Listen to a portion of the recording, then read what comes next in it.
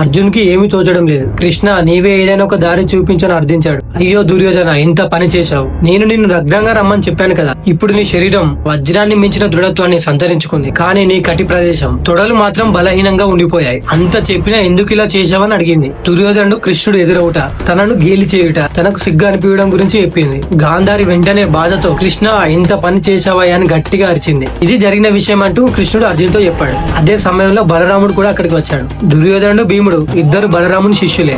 శిష్యుల ద్వంద్వ యుద్ధానికి తిలకించడానికి బలరాముడు వచ్చి కుతూహలంగా చూస్తున్నాడు. యుద్ధం భీకరంగా జరుగుతుంది. గదలు వేడెక్కిపోతున్నాయి. దుర్యోధనుడు పై చేయి అవుతున్నా భీముడు విపరీతంగా దెబ్బలు తింటున్నాడు. భీముడు గదతో ఎంత గట్టిగా మోదినా దుర్యోధనుడికి గడ్డిపోచ కూడా తగిలినట్లుగా లేదు. అది చూసిన ధర్మరాజుకి ద్వంద్వ యుద్ధంలో గెలవకపోయినా పర్వాలేదు, నా తమ్ముడు ప్రాణాలతో ఉంటే చాలు అని అనిపించింది. అర్జున్ కి ఏమీ తోచడం లేదు. కృష్ణ నీవే ఏదైనా ఒక దారి చూపించని అర్థించాడు. కృష్ణుడు తన చెరగని చిరునవ్వుతో చెప్పాను కదా అర్జున, దుర్యోధను తొడలు బలహీనం అని అన్నాడు. కానీ గద యుద్ధంలో ప్రత్యర్థి నాభి కింద కొట్టడం అధర్మం కదా అని అన్నాడు. నేనెప్పుడు ధర్మరక్షణమే ప్రధానంగా ఆలోచించి వాడినని తెలుసు కదా అర్జున.